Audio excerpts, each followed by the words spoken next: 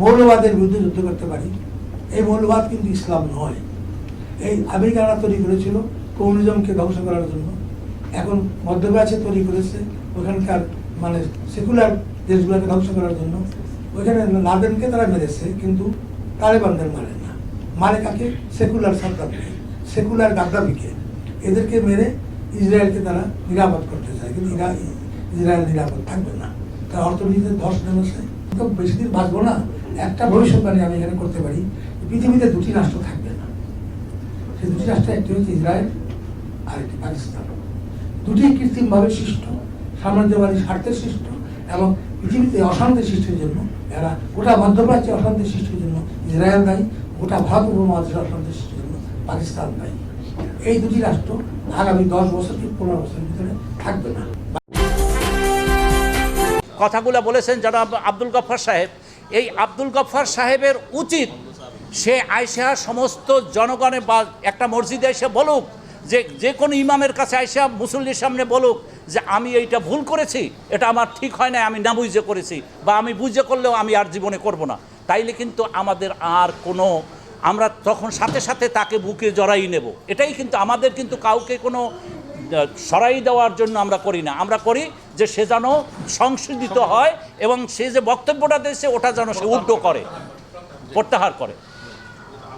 আপনি জানেন যে হেজাবের ব্যাপারে সূরা নাজেল হয়েছে, কাজেই এই হেজাবের ব্যাপারে, পর্দার ব্যাপারে, হেজাবের ব্যাপারে সূরা নাজেল হয়েছে। এটা কোনো মৌলবীর কথা না, এটা স্বয়ং আল্লাহ পাক রব্বুল আলামিনের কথা। বিধায় এটা আপনি যদি সমালোচনা করে থাকেন, আপনি কোরআনের সমালোচনা করেছেন। কাজেই এটা সব ভাষায় এটা হচ্ছে আরবি ভাষা, 4000 বছরের পুরনো ভাষা। এখন যদি আমরা বলি ইসলামিক ভাষা, কিন্তু এই ভাষাতেই কাফেররা কথা বলেছে। এবং আজকে আরবি ভাষার যে সমস্ত শব্দ আমরা ব্যবহার করি সবই কাফেরদের ব্যবহৃত ভাষা। যেমন আমরা বলি যে আমাদের নাম, আল্লাহর 99 নাম, সবগুলাই কিন্তু এই কাফেরদের দেবতাদের ভাষা ছিল। আর রহমান, গাফফার, গফুর সবই তখনকার নাম ছিল। এখন সেগুলো ইসলাম অ্যাডপ্ট করেছে। আমি এখন পুরানো যুক্তি যে গঙ্গা জলে অজু করা যায় না, গঙ্গার পানি কাছে, গঙ্গার পানি হিসার জন্য যুদ্ধ করতেছে। গঙ্গা যদি আপনি অপবিত্র হয় তারপরে তো অজু করবেন কি করে? আর আপনারা যেগুলো বলেন এখানে, এগুলো কিন্তু মুসলিম জগতে এটা না। যেমন একবার মনে আছে 1965-এ ঢাকায় রাইট হল। কেন? নেপালি রাষ্ট্রদূত তার কুকুরের নাম এই জন্য রাসুল নাকি রেখেছে, এই জন্য রাইট হইল। রায়ের বাজারে যত মিষ্টির দোকান ছিল সব লুট হয়ে গেল, জামাতি রাখতে। আমি পরে যখন মক্কা শরীফে যাই 1994-এ, তখন রিয়াদের মিউজিয়ামে দেখলাম যে একটা বিরাট সাইনবোর্ড, লেখা আছে মারহাবা ইয়া রাসূলে সালাম। এবং নেহরুর জন্য, নেহরু যখন 1961-এ 1960-তে সৌদি আরবে যান, তখন তাকে সম্বর্ধনা জানানোর জন্য বিরাট একটা প্ল্যাকার্ড করে লেখা ছিল মারহাবা ইয়া রাসূলে সালাম। নেহরু হিন্দু, তাকে রসুল বলা হয়েছে, আস্তাগফিরুল্লাহ। তার ভাবলো যে না, রসুল মানে দূত, অ্যাম্বাসেডর, রসুলের সালাম মানে শান্তির দূত। আপনি রসুল বললেই আপনারা মনে করেন হযরত মুহাম্মদ নয়, যখন রসুলুল্লাহ বলবেন তখন আল্লাহর প্রতিনিধি। অর্থাৎ আমাদের দেশে বলি আমরা যে আমাদের মুমিন ভাই আমেরিকায় আমাদের রসুল, তাইলে আমার পাল্লাটা কাটা হবে। যেমন লন্ডনে একজন মহাপীর আসছিলেন বাংলাদেশ থেকে, তার জন্য সকলে মিলে টাকা তুলে বিরাট লেখা আছে হযরত মুফতি শাহ সুফি বুজুর্গানে দ্বীন মৌলানা আবু হুরায়রা সাহেব লন্ডনে আসছেন। আমি তো কিছুদিন মাদ্রাসায় পড়েছি, আমি তো আশ্চর্য ব্যাপার, এই আবু হুরায়রার নামটা কি করে উনি গ্রহণ করলেন। আমি জিজ্ঞাসা করলাম যেরকম আবু হুরায়রা অর্থ আপনারা জানেন কেন? হযরতের যে সবচেয়ে বেশি হাদিস সংগ্রহ করেছিলেন সেই সাহাবার নাম ছিল আবু হুরায়রা। অর্থটা জানেন কিনা বলে যে না জানি না, সাহাবাদের আবু হুরায়রা মানে হচ্ছে বিড়ালের বাবা। তারপরে বিড়ালের বাবা আমি, হ্যাঁ, আবু হুরায়রা সাহেবের নাম ছিল আরেকটা, যেহেতু উনি বিড়াল বলতেন সেজন্য তাকে আবু হুরায়রা ডাক্তার রাসূলুল্লাহ তাকে আদর করে বাবু ডাকতেন। আপনি তো আবু হুরায়রার নাম নিয়ে আসছেন। আবার হযরত আবু বকর, আবু বকর মারতে হলো ছাগলের বাবা, এরা কিন্তু এইভাবে এরকম বহু ছাগলের বাবা, গরুর বাবা, তারপরে এসব আরবি, যেহেতু আরবি রাখি। অথচ আমার ছেলের নাম যখন অনুপম রাখি, তখন আজাদ পত্রিকায় কাজ করতাম, মৌলানা আমাকে বলেন তুমি এটা হিন্দু নাম আছে। তাহলে অনুপম, আমি যে আমার ছেলের নাম কার্তিক রাখতাম, দুর্গা প্রসাদ রাখতাম, আপনি বলতে পারতেন হিন্দু নাম। অনুপম নামটা কি করে হিন্দু হইল? তাহলে আপনার ছেলের নাম মুকুল কেন, আরেক ছেলের নাম বকুল কেন? ওগুলা ডাক নাম, ডাক নাম হিন্দু রাখবেন, হয় না। এই বাঙালির আইডেন্টিটি অফ ক্রাইসিস আছে, এটা পৃথিবীর আর কোনো মুসলমান দেশে দেখিনি। তাওয়াফ করা সবই তো কাবিনী যুগের, রসুল্লাহ অ্যাডপ্ট করে ইসলামের ইয়ে করেছেন, খালি মূর্তিগুলা ভেঙেছেন, কিন্তু মূর্তিগুলার সমস্ত নাম উনি রেখে দিয়েছেন, রহমান, রহিম, গফুর, গাফফার, সমস্ত নাম উনি রেখে দিয়েছেন। তাতে আপত্তি না। আমি আবার জিজ্ঞাসা করেছিলাম যে আপনি যা বলেন যে আমাদের নাম হিন্দু, হিন্দু নাম রাখি, আপনি জিজ্ঞাসা করেন আবু বকর, ওমর, এইসব নামগুলো তাদের কাফির বাবারা রেখেছিল, তারা কি চেঞ্জ করেছিল? একটা নামও চেঞ্জ করা হয়নি। তাহলে আপনারা কি করে বলেন যে এগুলা ইসলামী নাম? আর ইসলামী নাম কিছু আছে নাকি? কোথাও করতাম যে আমাদের সামাজিক সমস্ত রীতিনীতি, আমাদের সমস্ত ক্রিয়াকাণ্ডগুলা আমরা কিন্তু বাংলা কালচারকে অনুসরণ করি, বিয়েই করি, নাম ছেলের নাম রাখি, সবই করি। একমাত্র বিবাহের সময় দেখেছি যে 7 পাকে বাঁধা, অগ্নি সাক্ষী করে ঘোড়াটা ছাড়া, এই যে শুভ দৃষ্টি থেকে শুরু করে সবগুলা হিন্দু রীতি। হিন্দু মানে তখনকার বাঙালি রীতি। আর এরাবের বিয়েতে আমি কয়েকটা বিয়েতে জয়েন করেছি, কোথাও এই রীতি নেই, খেজুর খাওয়াই বিয়ে করে দেয়, কলমা করে। এইভাবে মুসলমানে এই বিভেদটা সৃষ্টি করেছে ওয়াহাবিজম, এবং এটাকে প্রসারিত করতেছে জামাত এবং বাংলাদেশকে নিয়ে আসছে। এটা যদি হাসিনা আরো কঠোরস্থ দমন করতেন, যে আমাদের ডক্টর কামাল হোসেন ইউনূস সাহেবের হয়তো ব্যস্ত হতেন, গণতন্ত্র ধ্বংস হয়েছে। মুক্তিযুদ্ধের সময় পালিয়ে আগরতলায় যায় ছেলে পিলে নিয়ে, তখন আমাকে ইয়া করা হয়, মোটিভেটার হিসাবে নিয়োগ দেওয়া হয় মুক্তিযোদ্ধা ক্যাম্পে। আমার কপাল ভালো কি খারাপ জানি না, সাবরুম সেক্টরে জিয়াউর রহমানের সঙ্গে আমাকে দেওয়া হয়। তখন থেকে লোকটাকে আমি ঘৃণা করি, তাহলে লিখতে পারো আমি জিয়াউর রহমানকে ঘৃণা করি। তারপরে তার কারণ হচ্ছে যে তার সঙ্গে একই একটা রুমে থাকতে দেওয়া হয়। এই ভদ্রলোক কোনো যুদ্ধ করেনি, সারাদিন মাথা চুলা সাথে ঘন্টা কাটে। আর মার্কিন বা ব্রিটিশ অ্যাম্বাসেডার, চলি সাহেব দেখেন তো আজকে কোনো অ্যাম্বাসেডার আসছে নাকি আগরতলায়, তার সঙ্গে যোগাযোগ করে দিতে হবে।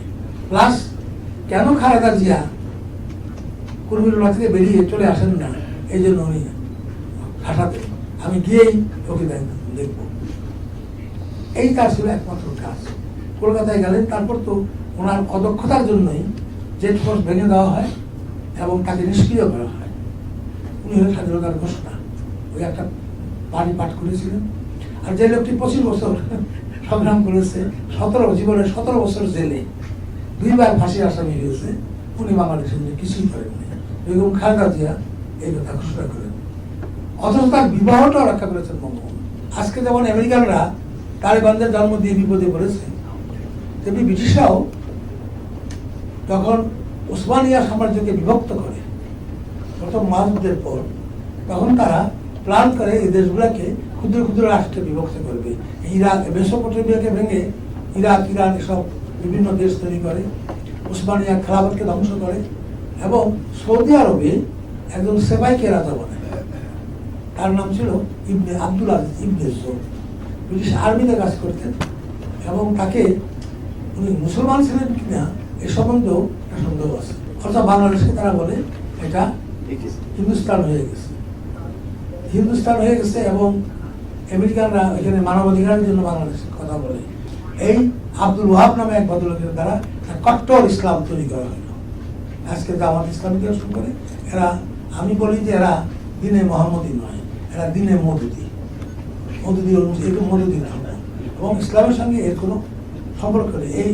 এই তারা ফতোয়া দেওয়া শুরু করলো যে এরা আহমদিয়ারা মুসলমান নয়, শিয়ারা মুসলমান নয়। এবং আপনারা জানেন যে 1950 সালে লাহোরে কাদিয়ানীদের বিরুদ্ধে দাঙ্গা বাঁধিয়ে মৌলানা মওদুদি 50,000-এর মতো মুসলমান তখন নিহত হয়, এবং তাকে আইয়ুব খানের আমলে ফাঁসির আদেশ দেওয়া হয়েছিল মৌলানা মওদুদিকে। এই যে ভাষার উপরে ঘটনাগুলি শুরু হয়েছিল, তার বিরুদ্ধে প্রথম ছাত্র জমার প্রতিবাদ করে, যেটা আপনারা আব্দুল রশিদের গানে আপনারা জানেন, ওরা আমার মুখের ভাষা কারিয়া নিতে চায়, কইতো যাহা আমার বাবায়, কইতো যাহা আমার দাদায়, কহ দেখি ভাই সেই ভাষা কি অন্য মুখে শোভা পায়। সেই গান এর কথাটাই ছিল আমার ভাষা আমি কেড়ে দিতে দিব না, এবং সেদিনই বাঙালি রাজনৈতিক আন্দোলনের শুরু। এই জন্য আমরা বলি যে পৃথিবীতে একটা রাজনৈতিক স্বাধীনতা আন্দোলন হয়েছে ভাষা ভিত্তিক, এবং শেখ হাসিনা তার সব ভুল ত্রুটি সত্য আজকে যে সিম্বল অফ সেকুলারিজম ডেমোক্রেসি আছে, একটি মাত্র কারণ আমাদের গোড়াটা শক্ত, আমাদের ভাষা এবং সংস্কৃতি এত বেশি শক্ত যে আফগানিস্তানে বৌদ্ধ মন্দির ভেঙে ওরা মনে করে ইসলাম প্রচার করবে, কিন্তু বাংলাদেশে এরকম 1000 মন্দির ভাঙলেও এরা মৌলবাদ প্রতিষ্ঠা করতে পারবে না। আগে আমাদের মেয়েরা যারা বিদেশে আসতো তাদের নিয়ে তার অভিভাবকরা খুব দুশ্চিন্তা থাকতেন, ওয়েস্টার্নাইজ না হয়ে যায় বেশি, স্কার্ট মিনি স্কার্ট করবে, ড্রিঙ্ক করবে, ক্লাবে যাবে, এটা ভয় করতো। এখন ভয় করতেছে যে এরা সব মোল্লা হয়ে যাচ্ছে। এটা দুইটা প্রভাব আসছে, একটা ইরান থেকে এই মুসলমান বানানোর জন্য প্রচুর টাকা। বাংলাদেশের 3টা রক্ষা প্রাচীর আছে, একটা হচ্ছে বাংলা ভাষা, আরেকটা রবীন্দ্রনাথ, আরেকটা শেখ মুজিব।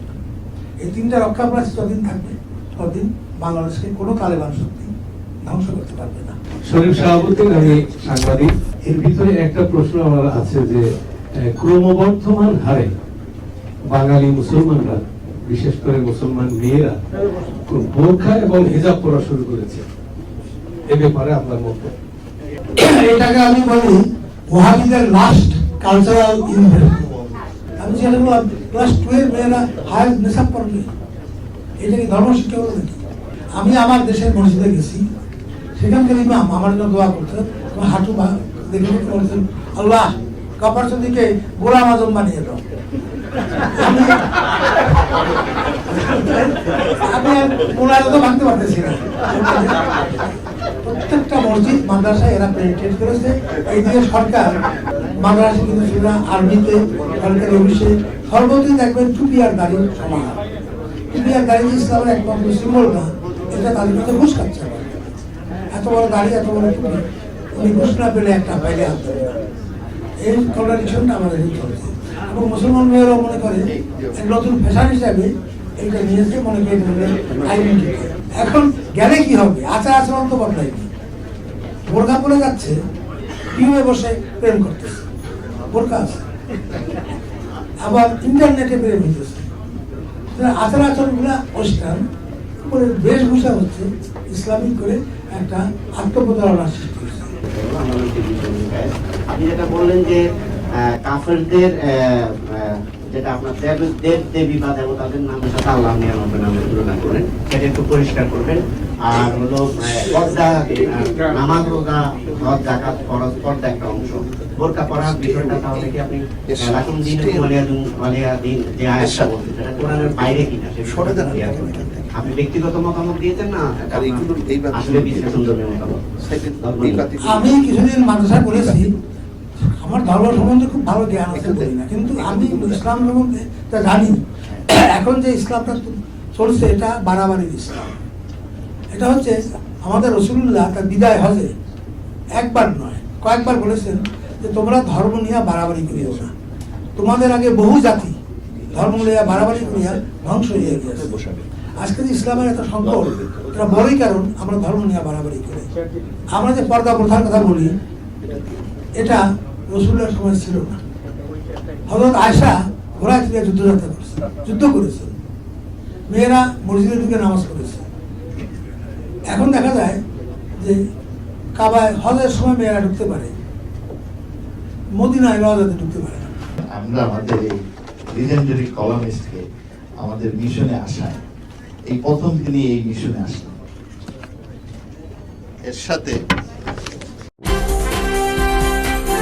ব্যক্তিগত ব্যাপারে এবং কিছুটা আমন্ত্রিত হয়েছিলাম এখানে আমাদের বাংলাদেশ মিশনে সিরিজ লেকচারে অংশগ্রহণ করার জন্য। আবার আগেও এই লেকচারটি হয়ে গেছে। আর ব্যক্তিগতভাবে এসেছিলাম এই জন্য যে আমি প্রধানমন্ত্রী শেখ হাসিনার উপর এক ডকুমেন্টারি করছি। এখানে কিছু বিখ্যাত লোকের তার সম্পর্কে মন্তব্য রেকর্ড করার জন্য। দুই কারণে এসেছি। আমি অন্তত 1 ডজন আরবি কিতাব দেখাতে পারবো যেখানে এই নামগুলো, ইভেন রহমান নামে দ্বিতীয় প্রধান দেবতার নাম ছিল রহমান। আমাদের রসুল্লাহ যখন ইসলাম ধর্ম প্রচার করেন তখন তার একজন প্রতিদ্বন্দ্বী দেখা দিয়েছিল। সেও নিজেকে আল্লাহ রসুল দাবি করে বলেছিল যে প্রধান দেবতা হচ্ছে রহমান। এদের সঙ্গে বহুদিন আমাদের রসুল্লাহকে মুসলমানদেরকে লড়াই করতে হয়েছে। এইভাবে এই রহমানও অ্যাডপ্টেড হয়ে যায়। এজন্য আমি বলেছি যে আল্লাহর যে 99 নাম এগুলো কাবা শরীফে ওই দেবদেবীর নাম ছিল। একটি বড় প্রমাণ হলো যে আমাদের রসুলুল্লাহর বাবার নাম ছিল আবদুল্লাহ। এই যে আল্লাহ শব্দটি আসছে কাবা শরীফের প্রধান যে মূর্তিটি ছিল তার নাম ইলাত, কেউ বলে এলাহ, কেউ বলে ইলাত, এর থেকে আসছে। এটা ভুল বোঝেনি, এটা একটা রাজনৈতিক প্রপাগান্ডা। আপনারা নামগুলো দেখলে বুঝবেন এরা কেউ জামাত, কেউ হেফাজতি, এবং তাদের সঙ্গে কিছু সুবিধাবাদী লোক তারা এর সঙ্গে যুক্ত হয়েছে। এটা রাজনৈতিক প্রপাগান্ডা, এটা টিকবে না, অসত্য কখনো টেকে না। Initiative, how you assess the leadership of Sheikh Hasina? হইলে এখানে আমরা আবার আছি, মিটিং যদি হয় এখানে আমরা আছি। কিন্তু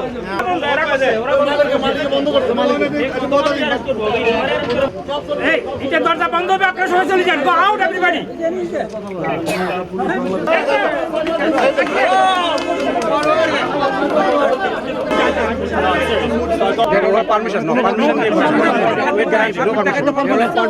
আমি ওদের সাথে কথা বলবো, ওকে?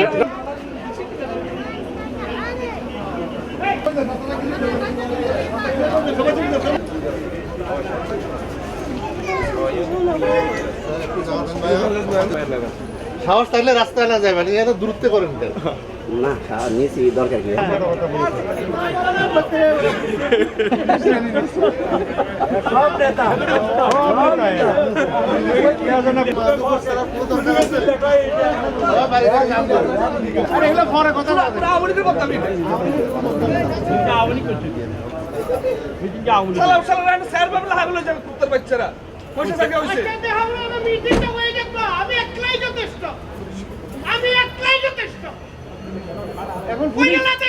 আপনি তো আবার পুলিশের সামনে যাবেন, একটু পরে আমরা আমরাও সহ ধরবেন।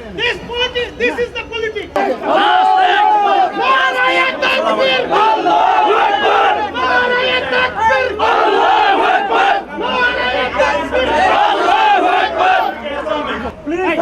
I give you 1 minute. Clear the sidewalk, or everyone's getting a summons or arrested.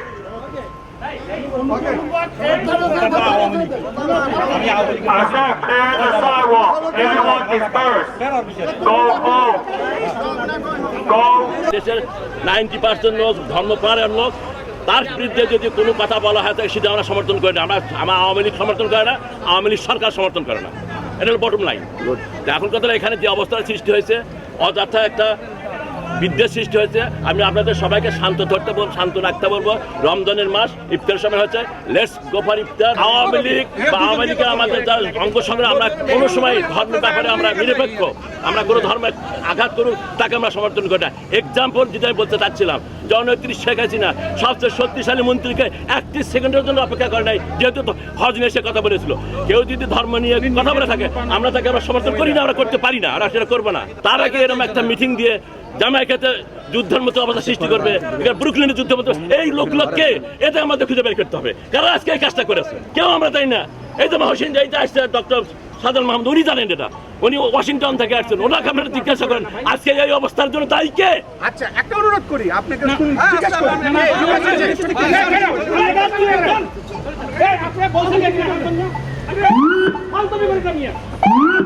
পরিবার আমরা ধর্মভীরু, আমরা ধর্ম করি, আমরা পূজা করি, আমরা নামাজ করি, আমরা কোন ধর্মের বিরুদ্ধে কথা বলি সেটাকে আমরা সমর্থন করি না।